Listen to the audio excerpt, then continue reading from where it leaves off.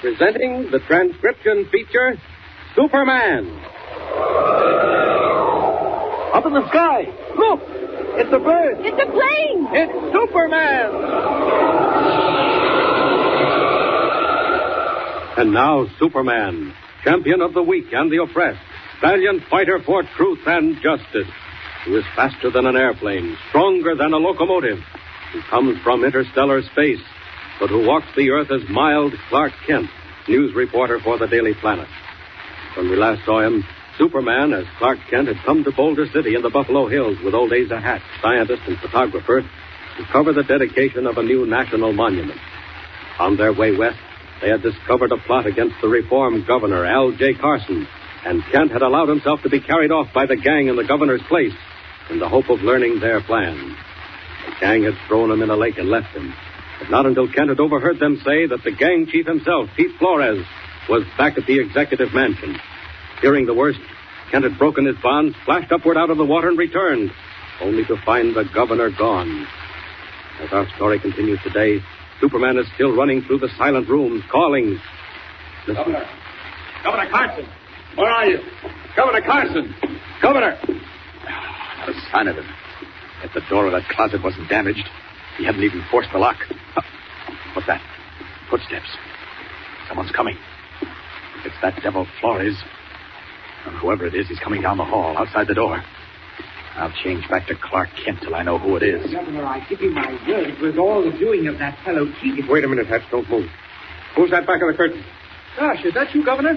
Why, Asa Hatch. Kent, my dear fellow. Oh, it's you, is it? Governor, where have you been? What's happened? Hatch, what's been going on? From what my old friend Carson tells me, we all have a little explaining to do. I'll say we have. We'll begin with you, young man. I understand you're a newspaper man named Clark Kent. That's right, Governor.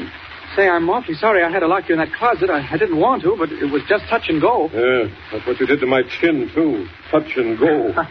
Well, I'll forgive you. Asa tells me it was all in a good cause. But what happened to you? Where did you go? Same to you, young man. What happened to you? Where'd you go? Governor, about 5 seconds after I locked you up, the gang came in the window and carted me off. My dear fellow, who was it?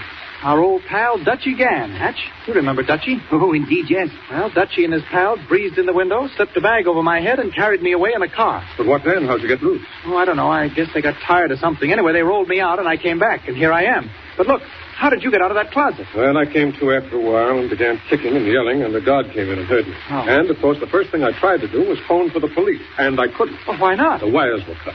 That was the first thing that suggested you might have been right, Kent. So I called off my car and I went down to headquarters in person. And the first person he saw, my dear fellow, was myself. Yes, What? luckily.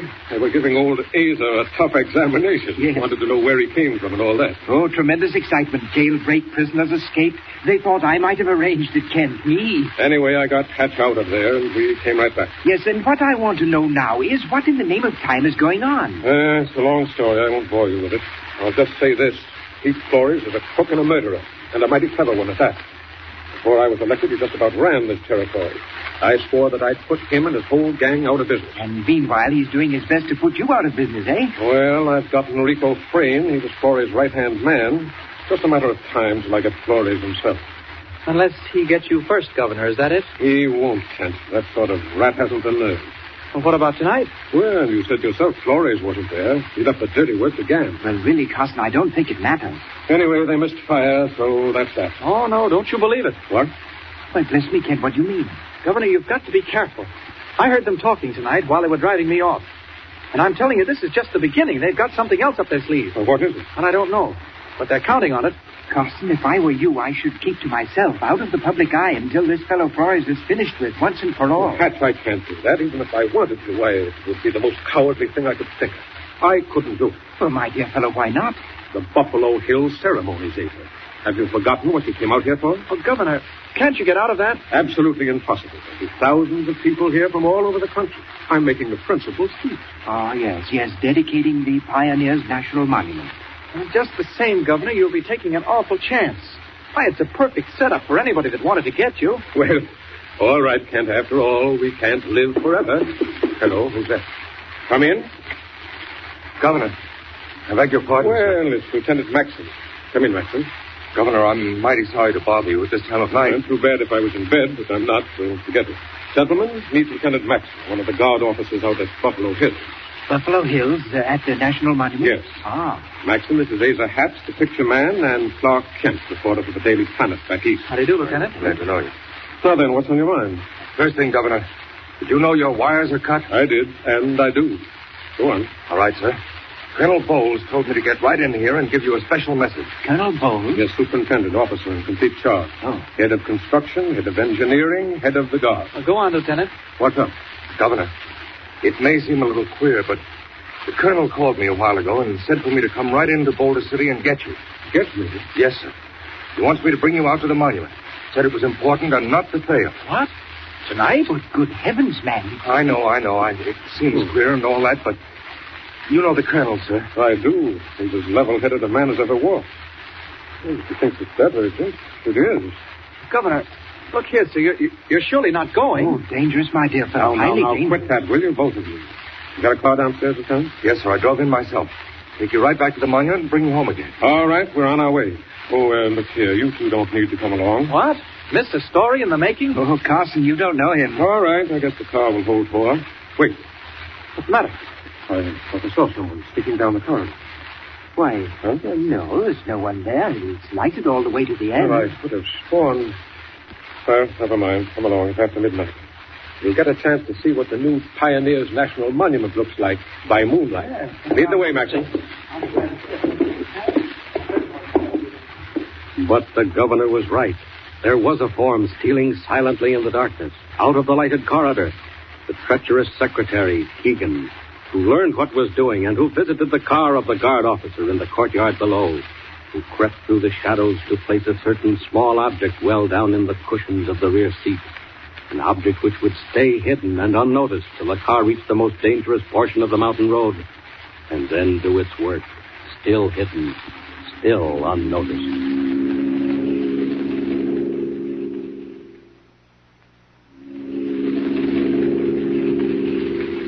How are you up front there, Kent? You all right? Okay, thanks, Governor. How's Mr. Hatch? Almost asleep, Kent. I find the motion unusually soothing. Getting up there, aren't we, Maxim? Yes, sir, Governor. Getting sort of sharp. That's why I closed the windows. Look out there, Asa. Isn't that some view? Say, wake up, will you? What did you say? I say, look at that view. How'd you like to photograph that, huh? Hey, that's something, all right. Gosh, we're right on the edge of nothing. How far down is it? What'd you say? Oh, boy, I'm worse than old Asa. Are we getting to the monument? Yeah. Yeah, almost there. Just around the corner. Say, watch what you're doing, will you? Great Scott, I almost dropped off asleep. I'll say you did. We were heading straight for the guardrail. How far down did you say that was from here, Governor? Huh. Hey, that's funny. They're both asleep. Are they? Yes. It's sort of queer, isn't it? Hey, what's going on? What's happening? Maxon, watch what you're doing. You're heading for the rail. We'll go over the cliff. Maxon, look out! Oh, can't send much of this. Good thing it's a solid steel body. Time for Superman to take charge. Out the door. Up. There, now they're falling clear. Off the cliff and down into the valley. Must be 1,000 feet. Got to dive down and catch that car before it hits. Down. 200. 500. Almost there. Now then. Stop. I have it. I've put the car. Now back to the road up above before they know what's happened. Up and away. Up. Here. What happened? What's going on? I say, Kent, I believe I've been asleep. Kent, what happened? Why are you driving? What's the matter with Max? It's all right, Governor. Huh? We had a little accident, went through the guardrail. Everybody fell asleep. Must have been a leak in the exhaust. Gas came up in the car. What's that? We went through the guardrail. My heavens, what a narrow escape. Oh, the car got banged up a little. Lucky it still runs. Oh, my head. Oh, here comes Maxon around. Now, we're all present and accounted for. But, Kent, I don't understand. Don't ask me, Governor. I guess we should have left the window open. You mean to say... Kent, I can't believe it. We went through the guardrail and didn't go over the cliff? Miraculous. I don't remember a thing. Say, you can pull up now, Mr. Kent. That's the office. We've got to the monument. Well, if you ask me, we're mighty lucky. After we got back on the road, I didn't think this whole buggy'd go at all. There we are. Well, I'm a little dizzy, but I guess I can navigate. What about you, Hatch? I appear to have been sadly bumped and bruised by a person or persons unknown. This way, gentlemen. I guess the colonel's still up. His light's on. Come on in. Well, I'll be mighty glad to know what's going on. You lead the way, Maxie. This is the office. Colonel Bowles' quarters.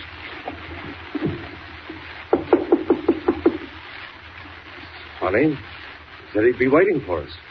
If you say there's a light in the room, knock again. Probably fallen asleep. Give it a good bang. Gentlemen, I think we better break in the door. Why, really? Kent, what do you mean? I'm afraid something's happened. Someone's been here before us.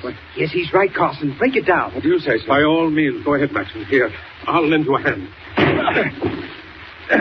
Come on, it's going. Once again. There we are. Why, there he is. He's sitting right at his desk. He's asleep. Colonel Bowles. Bowles? Good heavens, he doesn't hear us. Hatch, look at him. No, he doesn't hear us. He'll never hear anything again. You were right, Kent. Someone has been here before us. And the question now is who? And what would Bowles have told us if he'd been allowed to live? Sudden appalling mystery at the Pioneers' National Monument. Is Asa Hatch right? Did someone call on Colonel Bowles to make sure that he kept silent forever? And if so, what had he found out? What strange piece of news that made him call the governor in the dead of night? And above all, what terrible danger, unknown to everyone, creeps down on Governor Carson? Tune in next time and follow the story of Superman. Up in the sky! Look! It's a bird! It's a plane! It's Superman! Superman is a copyrighted feature appearing in Action Comics magazine.